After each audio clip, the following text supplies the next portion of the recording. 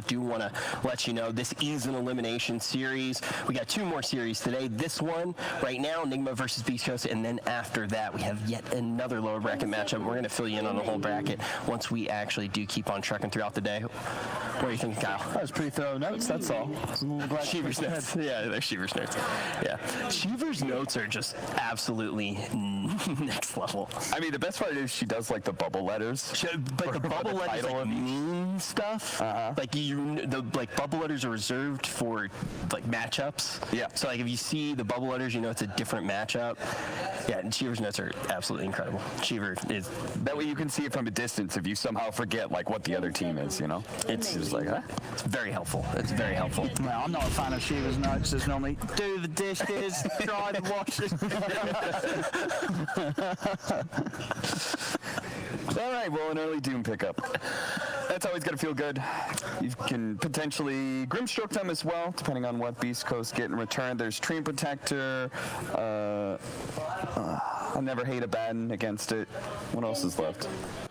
Is Lich still there? 90% win rate on Lich for Nigma, so maybe at Beast Coast you might want to pick up the best 5 position in the game right now. Yeah. We kept talking about PL obviously because it's obviously it's one of those heroes that's going to attract a lot of attention. We talked about Nigma's win rate with that, but there were a lot of heroes that they had for a while that all the way through the minor and into this major they had that 100% win rate on. Now we are going to see kind of exactly what you predicted here, but this one's not what you predicted. No, definitely not. This was getting second phase banned in a couple of the series today, specifically by Secret and Puppy. It's very early. The downside of Clock is that if you pick up a bunch of heroes with escape mechanisms, you just can't really ever lock somebody down. Yeah. Hey, what do you know? Think back to the bread and butter. I imagine now they'll have some targeted bans. Perhaps that Underlord, they already got rid of the puck, so... But this is the thing, though. You gotta feel confident in Beast Coast. Like, they know, obviously, that Nigma's going to be picking the PL again. So, it's not like they're picking the Clock and being like, oh, darn it, they picked the PL that's going to be able to jump out of the cogs. They're not picking the Clock because of that. They're going to have another plan for the Phantom Lancer without a doubt. I don't know. Showed us after game 1. I'm siding more with Kyle. It's just the fact that there's going to be some cores that you're not going to be able to lock down. This is just the start of it with the Phantom Lancer, who's easily one of the best counters to Clockwork. You may have to drift this Clockwork into a 4 position. And I think it's a call anyway. Sure. I think it's Schofield Clock anyway. Yeah, right? probably, right? But it still is going to make me feel a little questionable because if you pick up this 4 position Clock because there's a Doom, right, then you're also saying, well, we're also going to tri-lane, right? We're not actually going to have a dual lane to start with, and Nigma already had that information. And you pick up a Doom as well, so you leave the Underlord, because Doom's actually one of the traditional hard counters to Underlord. You can Doom him later in the game to prevent Dark Rifts. The Infernal Blade does max HP base damage, and you also come online faster, and you can outscale thanks to the Devourer. So you just kind of match up well throughout the game. You're also a natural BKB builder, which is great. You can get right on top of all these heroes. You have difficulties, but at some point, you're strong. Cap, what'd you do? Nothing. That wasn't Cap. But I do want to actually kind of dive in. It was you. Kyle, sit still. Damn it, gosh darn it. But I do want to go back to something that Owen was saying, because I think it's a pretty heads up, obviously, when you do see Beast Coast in a position here where they're not going to be surprised by PL getting locked in. It seems like they're almost asking Nigma to pick PL yet again. I'm looking at it at the moment. Is there any reason why Beast Coast, like, how early can Beast Coast pick the Brood again?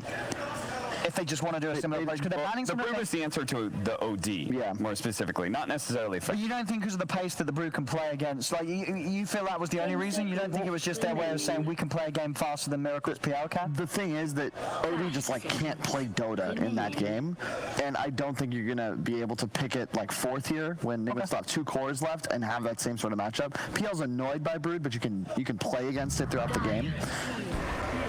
There's the Underlord again. All right. Nigma wanted this. They didn't ban it out. And you're saying a lot of that's probably because of the matchup it's going to have against the Doom. I imagine so. They could also have a different answer. I'm sure they're not going to be going for the OD again in this spot. I mean, just look at Beast Coast. They banned away a lot of answers to Underlord specifically, right? Bat Rider and Necrophos. So they're thinking to themselves, what is their answer? No. Rubik is quite solid in this game. You can lift Clock out of the cogs, and stealing the Firestorm is always amazing. My Winter brother Wyvern is always nice in general against Clockwork, and it's another just good team fight hero that you can have. Now that is something I didn't expect. It's considered a soft counter to the Brood because you get so much plus damage from the spiders. Isn't Clock really good against each? Yeah. It is. It's incredibly good. You can't get Stomp off ever. You have a hard time. It takes like 3 tries to get Earth Splitter off, and you just kill him throughout the early game because you deal more damage. You can correct me if I'm wrong, right? Like, this is coming with my, like, 4 IQ that I have that are completely all of my brain cells just pumping, trying to break down this draft. But just seriously pumping right now. But when I look at this draft, I feel like it's very different than what we traditionally see. I feel like we're seeing a lot of answers being locked into things that were seen in the last game instead of what's right in front of them. How often does something like this really happen, Owen? Does this draft feel different than what we expected to see? No. 4 brain cells let me down. Yeah, combined together at least 8. What? Nothing. No.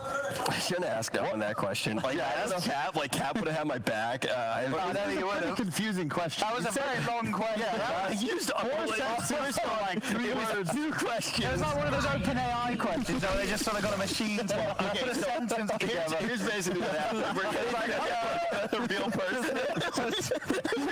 Break down what happened. Halfway through, I realized I asked Owen the question because he hadn't talked in a while, and I said, "Oh shit! You just asked Owen a question. He never answers any of your questions." That was a question. That was like an entire page of Aaron Paul or something. You at home on Twitch chat, you're currently part of the Turing test. Can you tell if Rich is a real host or not? Well, birds aren't.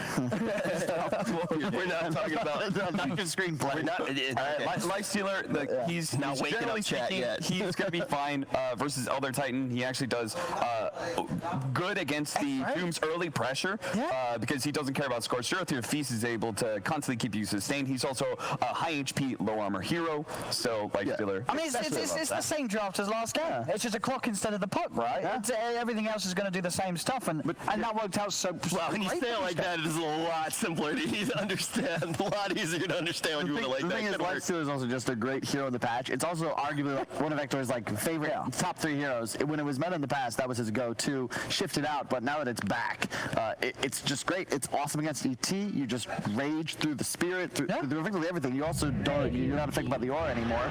And there's that's a good call from Cap. You get out of the clock, and it's also a hard counter to the Lifestealer because you have 2 answers to rage and attacks. You can Cold Embrace your ally, or you aggro ult through the rage, and you just stop him in his tracks, kite back, re-engage. I don't want to take too much credit because I feel like this Winter Wyvern is more specifically just to counter Lifestealer, right? Like you've got some very heavy single target. As long as you kite this guy around, you've answered their semi carry. Now we're just waiting for that next drop to come in. What is Beastcoast going to do to turn this draft and give us some sort of surprise pickup? Because I'm sure they're going to. They're thinking about it, right? There's got to be some sort of Huskar, Templar Assassin, maybe still the Brood Mother. Something's going to come out. Yeah, and in addition, there's a nice synergy between the Wyvern Ultimate and the PL because you're one of the few heroes you can't deal damage, but you can burn mana. And Lifestealer specifically, if you come out of Wyvern ulti with no mana, you're not going to be able to rage. You're probably just going to die. You can get purged right after. So there's cool synergy there. I'm really curious to see what Beastcoast's last pick. You said you wanted Chris Luck to go off, and Nigma had to try and ensure we had a good matchup. You can't do that when overall last pick is in Beastcoast's hands. And they banned the OD. So I was wondering if Nigma was going to actually 4th pick up the OD, if they were going to go into that trap. You're looking at it, right? It's Lifestealer, single target. You've got single target save, Underlord. What's the worst that could happen? Well, they could lose, Cap. They could get Chris Lucked. What are some other Chris Luck heroes? Well, he likes the Quap, he likes the Monkey King, these sort of fun playmaker, lane dominators.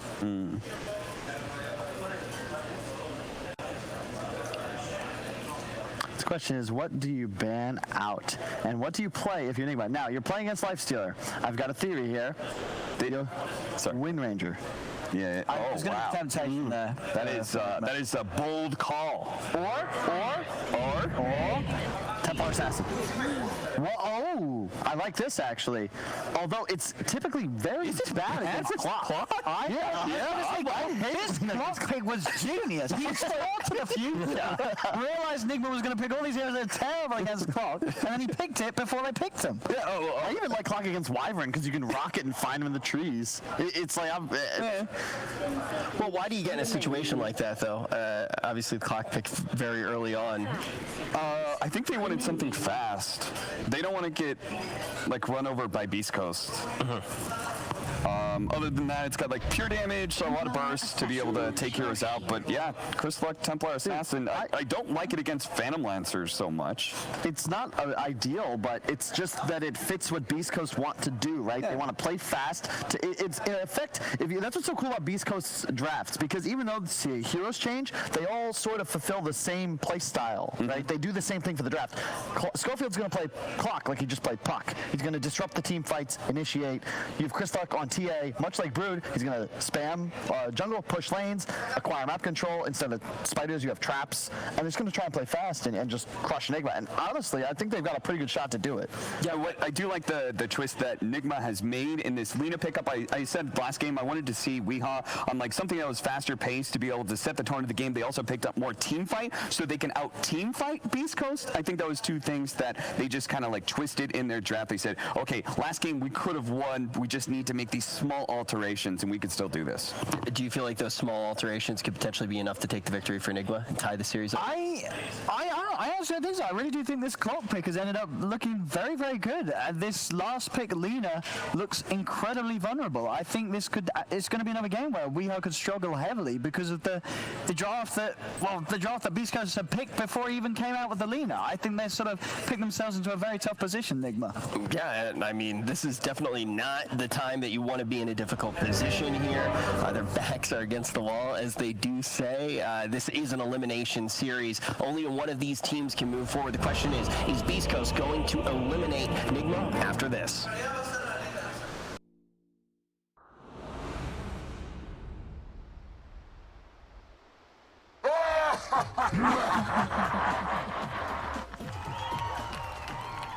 Prepare for battle.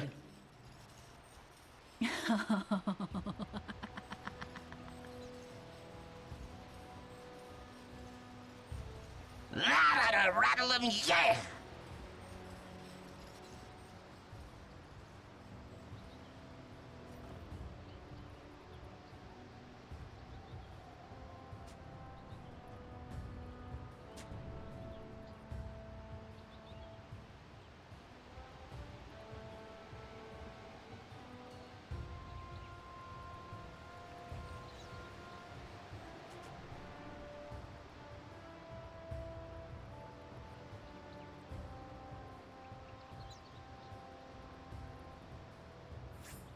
"30 seconds to battle."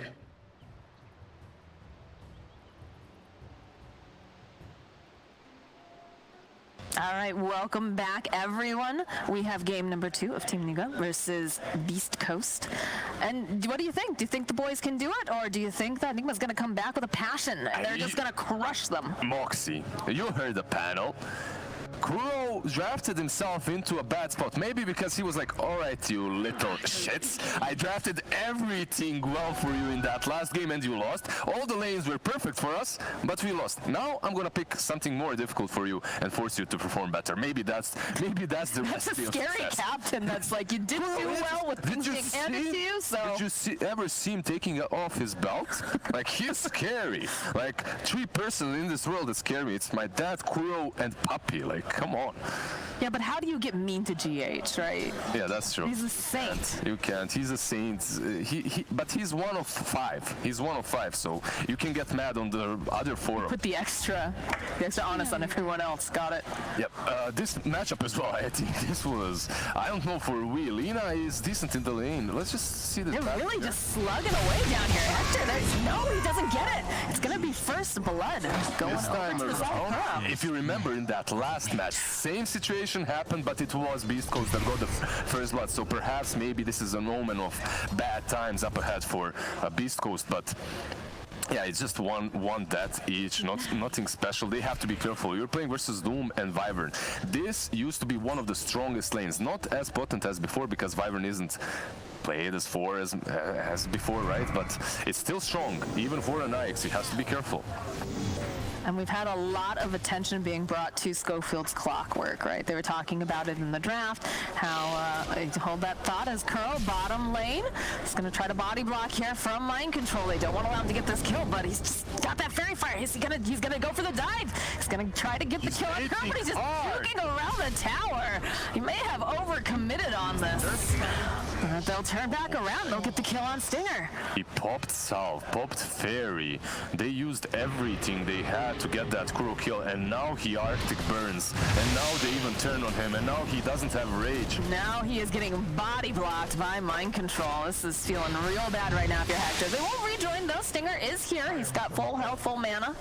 Well, not full mana now, obviously, because he's used it. One good thing is there's a Salve on Ike, so I think this exchange overall, even though they wasted so much time on their carry, is alright, as he's going to be able to go back into the lane and continue farming, while the two heroes on the side of Nigma are just so weak and so low HP that they can't really contest anymore.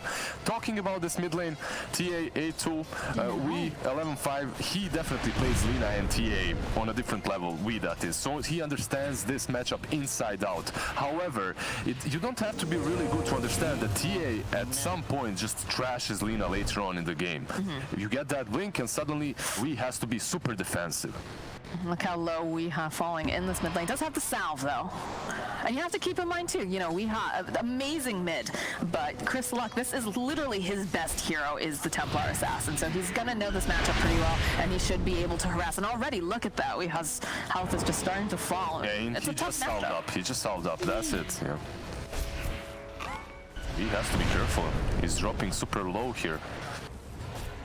They're both just dancing at the edge right now. It's a battle of two players that really understand the matchup. You can see it. K1, bottom lane, Mind Control. He won't back out. He's full HP. He has Scorched Earth. Well, trade a couple of hits again. Lich very, very good at being able to harass. Also has that save with the Frost Shield. Why were they being so aggressive early on against this Doom Wyvern lane? Because you just said it's very strong. Overall, Nyx is considered, or at least was considered, one of the best heroes versus Doom. It got changed a little bit in the recent patch with the changes to Feast right on Nyx, but you can still pressure them. You have a Lich. Listen, Moxie, I don't know which supports you play, but just pick Lich, alright? I have been picking Lich. I've played so much Lich. I'm a filthy Lich picker. But again, the Frost Shield comes out. Micro, he wants to try to get the kill onto Stinger.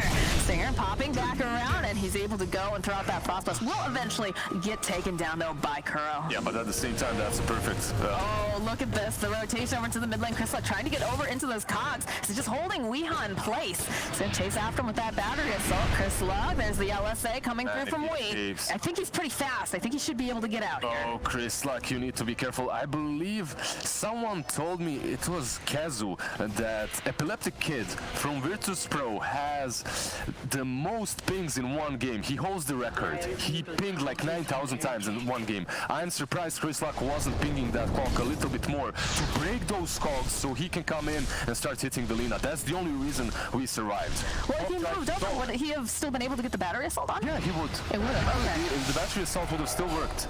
Mind Control. Looks like Hector will just back off. Just this trade back and forth in this mid lane. It feels almost a little uncharacteristic, right? Because you know that Hector, he likes to farm. He likes to be active, but he does need to kind of get set off to a good start. And right now it feels he's a bit behind in that lane because of the depth. Look at him. He's 22 to 5. He has CS. He's fighting, but at the same time he is farming. He's brawling and farming at the same time. So I don't think this is really bad for him. You can see the way he started. Chainmail and Blades of Attack. It's perfect. Chainmail just allows you to be a little bit more aggressive here in the lane. It gives you that extra armor necessary to sustain all the damage that's coming from Kuro and Mind Control. So good itemization. I'm happy that he isn't rushing that Maelstrom like some players do right now. Oh, the hold into place. GH getting caught in the cogs with Schofield and Lois. Can he get down? He manages to get himself a kill though, right before they take down the clock. Listen, I don't think you want to be caged with GH, no matter how nice he is. No. He has that much damage on his ET. Oh, they still managed to get the kill on Stinger, though. With a scorched third. Yeah, he was trying really hard to get that neutral creep denial. This is such a good clock game. I don't know what happened to Kuro and why he decided to pick such heroes, because when clock was picked, it wasn't really that great for him. He was versus PL and Wyvern Doom. But right now, he has Lina and GH that he can just constantly control and chase around the woods, and he's doing that. You can see that Miracle makes his own rotation as they're going to try to chase down Lelis. Schofield will hold him back a little bit, but they find the kill, and it looks like they should be able to maybe lock down this little guy. It's not looking great, though. He's pretty fast. He's fine. Schofield is completely good. He's running... Even Kuro's here. Maybe now? All right. That's pretty much everyone except for Doom. He's still fine. Chasing a clock. He has cogs. He has cogs. Yeah, they're wasting a lot of time. So Schofield is making them just run circles around that Roshan pit. He's super good in that. Yeah. And they do have quite a few comfort heroes coming out from the side of Beastcoast. We talked about, the TA, and of course, Schofield Clock. But we've seen the power of Miracle's PL in the past. We know that Weeha plays a wonderful Lina. Yeah, we've seen the power of Miracle's PL, but at the same time, they took him down that last game. They proved to everyone that Miracle PL can bleed, can lose. And maybe they'll do it again, because so far the game is kind of even, but I believe in them. I think they have a solid lineup to transition into the mid game to start pressuring the PL. The only thing is they're playing versus GHET, this guy right here. He's already shown just how much damage he can dish out early on versus that clock, and he has set up this top lane for success for this PL. As you can see, Underlord, he's not having nearly as much impact as he had in that last game. I definitely feel like it's because they've made so many rotations, right? You've seen the PL has gone over, he's TP'd to the shrine, he's also doing some jungling, so it feels like Miracle just wants to focus on farm, not have to worry with a lot of harassment. I definitely agree. It's also because clock has been rotating about, right? You can see this clock rotating mid, rotating around the jungle, and then Underlord is just left alone, so he can't really pressure as much. Yeah, I was surprised because there was still a tiny left in the pool when they picked up Schofield's Clock, but again, it's a comfort pick, so perhaps that's why they opted for it. And they did play into it, like you said, Nigma having the Lina and the ET, but some harassment coming out on Miracle in the top lane. They don't want to let him, get too big, because they were able to take him down last game, but that doesn't mean that he's not capable of coming right back again. He's angry. He is. He's just chasing down Lelis. He's an angry Miracle right now. I'm afraid. You should be, Lizard. You should be. We do get the arcane ring found by the TA. I'm assuming that we'll see quite a bit of jungling coming out from her. Yeah, this won't work. Battery Assault isn't really great versus PL and his illusions, so he just doppelgangs away. They are forcing him to use some spells, but I don't think that's the best usage of this clockwork at the moment. It just feels like they're trying to be as annoying as possible, right? In fact, they're doing a pretty decent job of the rotation coming out now from the Witch Wyvern, slowing down Schofield. They don't even need that stomp. If by annoying you mean helping this PL become obnoxious and annoying later on and feeding him, then they're succeeding at that. Clock, I believe it would be much better for him to just pressure Lina on mid, because that would force the rotation from Wyvern and ET. Well, we have that rotation coming through. They're trying to protect Weeha, and he's still alive. Miracle TPing in along with Mind Control. Just hold into place. The sleep's going to get used, plus a LSA. Do they have the detection? You see how they're just waiting. He knows if he comes closer, he's dead. Very nice. Yeah, but at the same time, look at this. How many heroes were mid for like 30 seconds? And then keep an eye on Hector. They position themselves nicely to be able to grab these rooms as well. Was that really? Yeah. Was that 4 bounties? Yeah, that's 4 bounties for them. It was very good positioning. A Doom did get used. For some reason, he popped it on Lich, but Lich just moved away. He tried to go for that solo kill there. Wyvern was close, but not close enough, and Lich is just, alright, you're gonna do me, I'm gonna walk away. Now, Now, is this one of these situations? I know I've seen Schofield play this in a couple of the other position 4s where you throw yourself at the enemy just to keep them busy. It doesn't matter if you end up getting taken down. You're just trying to buy time and space for your safe laner. Is this a case where this is going to work out for Schofield, do you think? I know you were pleased with that endeavor. This is my strategy usually. Just throw myself at the enemy team and call it space. However, in this game, I think that Clockwork should be doing a little bit more and should be really not... We're gonna just delete Schofield. We have had enough of his shenanigans. Did he not buy the tome? I think, did Lich take it? Lich is not 6 as well, so I assume they don't have the tome yet purchased. I really want to see this Clock 6 as soon as possible so that he can go across the map and catch Wii. I'm gonna go diving past the tower, mind control, he's waiting for some help, the fear dragging him right back in again, he's still let go at the last second. K1 finding that kill, they use the air splitter, GH gonna come over, just punch Stinger right in the face, saying, why are you diving behind my towers? Hector making his way to the high ground. Looks like they're not gonna chase after him though. GH was really smart there, he was cautious. If he walks uphill, he dies. And he can't kill him because there's Rage TP out anyway, so it's good that he didn't just walk uphill. Kuro, he has, I mean, he buys himself a little time. But I think that's going to be the end of Kuroki. The Arctic Burn, he used it before. Clock scouted him out in the woods like Panel has been talking about. He found him, and then after that it's just an easy kill. He had his ultimate, but if he pops it there, it's just wasted. Now Chris Luck, 300 gold away from Dazo, 12 minutes in. It's considering he died once, that's a really decent timing. He also pressured Lina quite a lot. If you see the net worth, Lina is like 1500 away, so...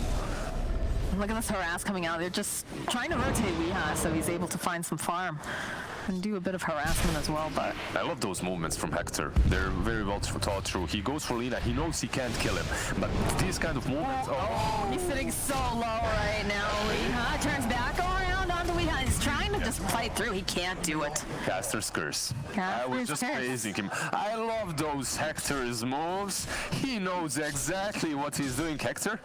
Yeah, never mind. Was this the situation where, you know, we saw how Chris Luck got shut down in game number 1 with his Broodmother and then bounced back? Do you think we're going to see something similar with Weeha's Lina this time around? The thing is, how this matchup works out. Lina can definitely deal with the TA in the laning stage, because you just LSA and then you hit her until the refraction charges are off and you play around the Psyblades. But later on, when TA gets that Blink and Dazo, you're the one constantly being hunted on Lina. Obviously, if you play right, you can be the hunter as well, but usually it is the TA that's making moves and you're forced to be defensive. If you poke your head out in a wrong moment, you just die. You can see that Chris Luck and Hector top of the net worth right now, though does just get changed out a little bit with the PL. They are very neck and neck, but having that Deso online will ensure that they can get a nice early roach. Doom's going to be used on Hector. Schofield trying to push him away, burn some of that mana, but he's not going to be able to save his core here. So he just turns around, he tries to fight to no avail. Winter's Curse will be able to go hold into place, and that's just a very dead Schofield. That wasn't a play by Schofield. He didn't try to push them away. He tried to keep them in, to lock them in the cogs so they can't really chase onto the Knights, onto Hector. Overall, Hector did that on purpose. He was hitting that tower so that they don't go and check Roshan, right? He created enough space for the TA. Was that truly worth it, and was that truly necessary? I'm not certain, because it didn't look like Nigma were even thinking about going into that pit to check it. So a bit unnecessary. Unnecessary sacrifice from Clock and Nyx, definitely. I think we will see Beastcoast start making moves now that they do have the Aegis. They've got the Deso, and we can see, again, working on the Blink. Yeah, I love the item build from Underlord again. Lelis this time around is going straight into the Crimson Guard. Crimson versus PL is just amazing. It's one of the best items to get versus this hero. I see a Radiance queued up by Nyx. Last game he didn't go for that. He went for Mjolnir, and it worked out really well because he was hitting other targets, not only OD. This time around, if he deals with the PL, TA will deal with everyone else, so it might be a good idea.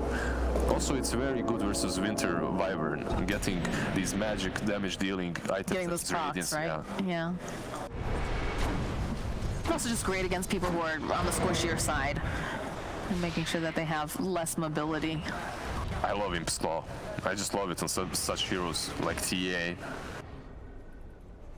It feels like some of these items are just, if you get them, it's just so perfect. Schofield just pushes back onto mind control. This Clock has been doing some work in the early game, but so far he's yet to show us why he was picked, really. He's yet to make those awesome, amazing moves that are going to justify the pick for us. That justify the Clock instead of Tiny, let's say. Top lane Winter's Curse is going to get used. They'll hold Lelis into place. GH will go use that Earth Splitter on Lelis, and they'll just chain lock him into place, and there's going to be the Laguna Blade coming out from Lee. He thought about Ubering out, but then he realized there's no way. I'm done, so... He was also chain stunned. He couldn't. Even if he wanted to, he couldn't use his ulti. Yeah, I was waiting to see if he'd be able to go and queue it up, but you don't survive against all that lockdown. Not without the rest of your team, at the very least. And in that case, he was very far forward in the dire portion of the jungle. I wonder when we're going to start to see this. I'd like to see the TA and the Clockwork start to move together. You've talked about this before.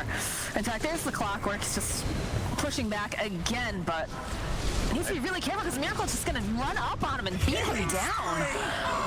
Yeah, Clockwork, he tried to do exactly. They're listening to you, SA Mamacita. You see, like, Clock is on their side. Not like that, boys. Instantly TA, but, you know, like, not all your calls are perfect, let's be real, so maybe they shouldn't listen all the time. Clock and TA definitely should work together from now on, as TA has bought that Blink Dagger, and now is the time to shine. Yep, and Yules gets used by Lee, force forward, Chain Frost gets a couple of these bounces, but immediately the Delta Split comes out from the side of Nigma. Miracle Joy. I feel like Miracle has been so active this game. Definitely, he has this diffusal of his. He's been rotating to help mid, rotating to help with Clock problem, left, right, and center. He's doing his thing quite all right. At the same time, I have a feeling Beastcoast is just chilling. They're waiting for their items. They're waiting for their timing, but. It's problematic when you're waiting too much versus the PL, because eventually he will take over. Well, you have to keep him pinned down quite a bit so you can take advantage of that lead, but if he's getting kills, especially on this Clockwork, if he's being very active like this and is still able to fight, it's very much like, you know, you see Hector do and a lot of those top tier carries. This patch is, you can't just sit back and farm. If I was Beastcoast right now, I would force Lelis to push out one of those lanes and play around him with TA and Clock. I have a feeling their biggest problem is the fact that Lelis, Clock, and TA aren't playing together at all. They're always picked off on their own. It's a very similar situation right now, but they are around the shrine. They're gonna go right. The Doom comes out onto Love, plus the Winter's Curse is told of the Slitch right into place. Laguna gets used in the back end. So that's two ultis being used on the Underlord. Stinger will fall. So he tries to put out some of this damage, but wait, Chris Luck gets a kill on Miracle? Miracle died, but it looks that looks like Hector is soon for the grave as well. He's trying to move away just fast enough. They've got the vision on him. TP comes Where is this movement speed coming from? That's Formula 1 right there, Nikes. Race car Nikes. 400 movement speed, all right. Chris Luck is here. Chris Luck, yeah, Chris Luck, he knows that they don't have Doom. They don't have the Winter's Curse anymore. Although they do have Alina coming in from the backlines, but in comes Hector. Again, Chris Luck needs to be careful. Aegis just runs out here as Chris Luck, he can't get into it play fast enough, is going to get taken down. Chain Frost, couple of these nice bounces, should be able to get the kill onto GH as he will fall. The trap's going to get popped over on the side as now Skulk, he's trying, Weeha, he's going to get taken out. Mind control, the Fierce Star comes out from Stinger, just luring him in with those eyes. Plus the Frost Shield, in comes Lelis, and this should be a very dead Doom. Yeah, they do take down 4, but that's literally Chris bad luck, not Chris luck, as that Aegis ran out just in the same second. If he only dies just a few seconds earlier, he respawns, he's fine, he's good to go. But maybe they didn't keep the timer in mind or something, but that shouldn't happen on this level. On this level, you know when your Aegis is expiring. They did get jumped. They did get jumped. Just part of that here. What happened? Look at this. He goes in, and Aegis expires right there. I think he thought it was just a quick pick-off kill, right? And just didn't expect them to have so many defensive ways. And again, like you said, Aegis. Even though they did kill him, they lost 4 in the end for Beastcoast. I think this is a fair trade. They're fine with it. And they also killed PL at the beginning of this teamfight on the other side of the map. It was Clock and TA that did it together. These rotations, I believe they're the strongest dynamic duo of Beastcoast at the moment. They can just do whatever they want to. They can get any single kill on the map as long as they're together. There was another smoke that gets used, and they have vision on Chris Luck over in the mid lane. He's working on that BKB, getting closer to it. It's a perfect time to pounce. He has no BKB. The same thing they were doing to Wii in that last game, killing him time and time again before he got that BKB. Hector held in place. They should be able to chain stun him up. Trying to follow up the Light Striker Ray, and he's gone. He's evaporated. Stinger next on the list here to get killed. Tries to run out. Cannot do it. Miracle's just too strong. Lelis, he's trying to just Uber himself out of a bad situation. Chris Luck is dancing on the side, but there's no way he goes in on this. Oh, nice play by Weeha. He's just gonna go try to hookshot himself away to that small camp. I think they're still chasing. They are. Yeah. Absolutely. They want this kill. Gonna have to chase the clock for a while. He's pretty speedy here. He might play. Can he do it? Oh, now he can. Now he can. Easy. We almost landing that LSA. That would have very good patience coming out. Not even close. He wasn't even worried. He's like, chill out, fools. I'm fine. I don't know. I think he was very nervous. He was sweating. GH, I love the Force Staff as well. It's one of these items that's really solid versus Clockwork. You get hooked, you can force yourself out. Completely defensive item from him as well, as the next pickup will be the Ghost Scepter on GH. So he isn't susceptible at all to die from TA or Nike's bursts. But now that they got that BKB, now that the Schofield has created so much space, they can strike. Well, they find this opening in Kuroki. Hookshot comes through from Schofield. They'll go throw out those cogs. And on the back line, I hear BKB going off, and I hear a Doom as well, as now it looks like Chris Luck, he needs backup from the rest of his team. Lelis is here. He's going to try to put some space between the TA and the rest of the team. Lel is the bodyguard. He doesn't go. He's trying. He's got that big chunky body here. Starts to pull back in. And on the back line, Schofield, he's just trying to separate. And that's one of the great things about this Clockwork, as he's able to zone. Sleep gets used again onto Tia. She does not have that BKB, and they've got her all locked up. It's just a dead Chris Luck as Hector joining back in the fight, but he doesn't have the rest of his team right now. He's got Schofield nearby, and he's just a little bit out of range from the Winter's Curse. Otherwise, I think that would have ended up being a kill for the Winter Wyvern. Instead, it's going to be a kill for Weeha. Range or rage, I'm not certain, but he did manage to get away from Clock in the end and move away. But the way they're being kited by Nigma is very problematic. Nigma is playing around them. They're literally playing around him. Chris Luck as well. I need to stop this, but he's really pushing his luck. Yeah, you're doing that a lot. He blinked on the other side of the river. He was alone, and he tried to fight them. Maybe he was waiting for the follow-up of Clock. Yeah, Miracle. He's got a lot of friends nearby. That Frost Shield coming through. Weeha joining in. GH nearby, but they're going to push back. GH with the Force Staff. But that the Glimmer Caves, they're going to try to pull back in onto Kuro. Light Striker Ray connects over onto Lelis. This feels like there's got to be more people here. They do not dare to go on Kuro, I believe, because it's also high ground, and they're not certain if he has his ulti back up. More aggression coming out from Team. They just want to race well, so nobody able to. Schofield going in with that hook shot. Manages to grab over one. The Fierce Bell dragging right back in over onto Weeha. They need some of these good bounces, but they're not getting it. What is this? Look! Weeha now. It does eventually pop because of Chris Luck. Schofield, yeah, it just keeps happening. Carl, oh, can he get away fast? No, he's gonna get taken out. The buyback comes out from Weeha. He managed to get the Light Striker right. They'll take down Hector as Chris Luck. He's got that BKB, but he doesn't have the backup of his team. He needs help, and he's not gonna find it. Nigma looks completely in control at the moment, and this lineup they're executing and itemizing to perfection, from GH's Ghost and Force Staffs to these Winter's Curses. The way they're using the Winter's Curse, listen, it's not about making them kill each other. It's about keeping them in spot so that Miracle can get so many illusions around them that Diffusal burns all their mana in a second. After that, it's easy to fight an Ix that has literally 0 mana, or a TA as as well. So Nigma, they also did have some luck in that engagement because the Lich's ulti didn't literally went all on the creep wave. Didn't hit the Lina even once. Definitely a lot of unlucky bounces, and Stinger is just going to get caught out here as they dive right past that tower. Miracle helping out, but it will be Mind Control who gets the final hit. I think it's SA Dota fans, they understand, also Beastcoast, they understand you want Game 3, so they're maybe giving Nigma a shot, right? Maybe, I don't know, I think they just, they would like to be done more than likely. But again, another one of these fights breaking out. The Lich is going to buy back. As you can see, there's the Atos coming out, holding over onto GH, and Stinger, he's just trying to stay alive, but he can't, he just bought back, he can't afford to get taken down, does manage to get his spells off. A couple of these nice bounces from that Train Frost for exchange, but they've already doomed up Hector, and then Mind Control is going to fall. Stinger does die back.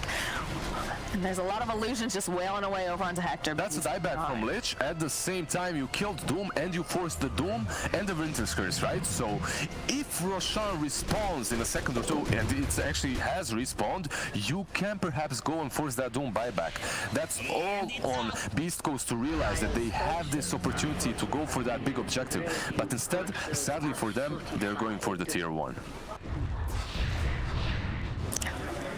Is it really that bad to go for the tier 1 just to help ensure that you get the, you know, to balance out the equilibrium for the Roche? No, it's all right. It's a decent objective, but... Oh boy. So the jump forward from Chris, like this Yules though coming out from Weeha has helped out so many times. They still have some vision over the Miracle, but he is going to be able to get out. They're still checking. They're looking for that hook shot. They don't quite manage to find it. As they manage to see Kuro stuck over on top. They've got the rod of Atos. Weeha just dishing out some damage. Just feels very clunky right now. This doesn't feel great for Beastcoast. No, they get a Winter's Curse off on the side. They have a Lifestealer Bomb inside of Lelis right now. So just kind of man-fighting their way through. The Infest will pop back out. They can see Miracle over on the side. They managed to find the kill onto Mind Control. That's pretty good, but they lost They the keep A. losing Chris Luck, and that is not where you want to be if you have a TA. Stinger, he's already died. How many times has he died in the past 2 minutes? He didn't buy the ticket for the bus, so they just left him behind and went back to the fountain with the Underlord. You asked me before about the tier 1. I think tier 1 is one of the most important objectives, but in a situation such as that one, maybe it's better to go for the pit. It probably is, because it forces a fight which will be advantageous for you, as they have no Doom. He had buyback, but no Doom after all. That does open the door now for Miracle to get in that pit. You can see no clockwork with the rocket spam. He's scouting it, so you have to be super careful about the way you approach that, Roshan. Also, Pit Lord, with the Firestorm, he will be able to repel them. I don't think if you're Nigma, you can go for that. Oh, that's a good hook shot coming out from Schofield. He's managed to hold back. We have a go to Dockman place again. Hector coming through. He's raged up. They get the Laguna off over on Schofield. He's totally separated. Hitches a ride, though, over here into Lelis. Hector, he's trying to stay alive, and they'll go drop the Winter's Curse again just to get that catch onto the side. Lelis, he's got absolutely no mana left, and that Chain Frost comes out. They'll turn back around. Miracle, though, he just says, yeah, no, I don't want to be a part of this fight. He's got GH nearby as that bodyguard. Should be able to just walk away from this engagement, although he's thinking about going back in again. They're trying to go back in again, but remember, Chris Luck, he used his BKB. He's very susceptible to falling in a matter of seconds if he jumps in the wrong spot. And it's just Hector versus Miracle right now. That Frost Shield from Stinger helps out a little bit.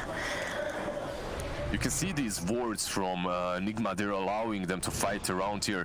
If you're Beastcoast, you have to think about map control and getting better vision, because they're constantly fighting on their side of the map, but under Nigma's vision. That's not acceptable. You need to deal with those wards. It's just, how do you even get over to that side of the map right now, Lizard? It's on your side. It is, but every time you show up, that happens. I mean, you feed for the greater good. But he didn't even do any good over there. He just died. And it looks like Lelis now just going to get chased down by 4 heroes on the side of Nigma. He's got a Lifestealer Bomb in him. I don't know what's really going to help out here, though, as the Infest wears off. He's doomed up immediately. They're just, Nigma, they're just ready. They want this. They've got this aggression. And they're going to just find themselves a killer on Hector on the back back lines. You can see Schofield and Chris Luck are here. Can they even get this kill on Carl? They do have the BKB. Looks like Schofield's going to be next to fall. Chris Luck, though, he needs to get out of there. He needs to get out of there really, really fast. As Miracle is just throwing his weight around here. Chase down Schofield, gets the kill, and turns his attention now over to Chris Luck, who luckily can blink away thanks to that refraction. Lellis is there. Why? He just randomly showed up. He bought back as well, so that's a dive back from him. And I believe they still have that Aegis, right? So they can go straight up. No Aegis, but whatever. They can just go on the high ground. There's no Underlord. He is their main form of defense. There's also Lich, obviously, but I don't think Lich and Chris Luck are enough. I think they're going to have to at least let this tower go. In fact, they managed to stun up Chris Luck. He blinks away. Lost half of his HP with one hit. He has to be careful when it comes to his positioning. Just let the big boys, Miracle, Mind Control, take down these Raxes. I'm just dancing around the side, trying to figure out how do we get into this without immediately getting blown up. Do have more heroes alive. It'll be the Chain Frost. Doesn't seem like Miracle is even bothered by it at all. He isn't, because he has a Lich of his own. He said, Mind Control, look, I love you, bro, but I love you more as a Lich. Hector TPing on the back lines, is chasing after Mind Control, now turns his attention over to Miracle. As Miracle, again, he's just shredding through this team of Beastcoast. They get another kill on Stinger. I love Ogre and Frostmage so much. Mind Control is just making it's so much easier for them to do everything in this game, as he is just giving Frost armor to all of his teammates, especially Miracle, obviously, as he's frontlining. You give him that Frost armor and you pretty much have a solid Lich on your side as well. And that bonus armor specifically versus TA is really good and mitigates the damage from the Desolator, most importantly. Oh boy, Hector had the spider legs just keep running over here. It's gonna try to man fight Miracle, but there's Mind Control nearby. So that Rage tries to run away. Spider legs giving him that free pathing right down to Lelis. They'll go throw down the Pit of Malice, and they've got a Lotus Orb though. Lelis throwing out the Atos. There's the Clumsy Net being thrown out again, as he does have a life story in him. He's gonna pop back out. There, the Doom is gonna get used again over onto Hector, who's gonna have to walk away from this fight. Schofield placed in kind of an awkward position as they went and they healed up, and he is gonna just get taken down by Miracle. So you get a couple of these chain bounces, but they're not really doing anything. And Hector, he's still here. They managed to go throw down the Winter's Curse. And all he has to do now is he has to come fight. He has to just fight through it. He's not going to be able to run away from this right now. GH gets taken down by Chris Luck as they're chasing after Stinger. Curl trying to flap those wings. Helps out a little bit with Stinger, and Miracle really not needing that much of help. How do you take this guy down? And Hector just chasing after Wii. Yeah, we will be able to get out in the end. He messed that fight up a little bit. The LSA didn't connect on time, and now they again. All right, Chris Luck. Oh, look how fast he's just getting taken out here. They will finally find a throw onto Mind Control. From Chris Luck, he's just evaporated. Now Hector versus this PL. He's not going to win this battle. He needs help. Weeha's coming around the corner too. There's going to be the Yules. They're setting up for that LSA. As still Hector, he's got no mana, he's got no help, and now Schofield probably going to die for trying to help out his friend. So Spider Legs can only carry you so far, sir. Look at this chase, though, Lizard. Weeha eventually cleaning up on Schofield. Hector just trying to buy some time, but it's a godlike Miracle. And this is the PL that we know and love from him. On the left side, we might see Lelis falling here. Once again, he is very beefy, but they do dish out quite a lot of damage between the two of them. The Orchid as well. And Miracle is now back in the fray, wants to take a set of Raxes or perhaps a tier 2. That whole fight, by the way, could have went much easier for Nigma, but they messed up the setup. They used the Winter's Curse into LSA, but LSA came a little bit too late, and because of that, Hector was able to rage out. He raged out and then shooed Wii away.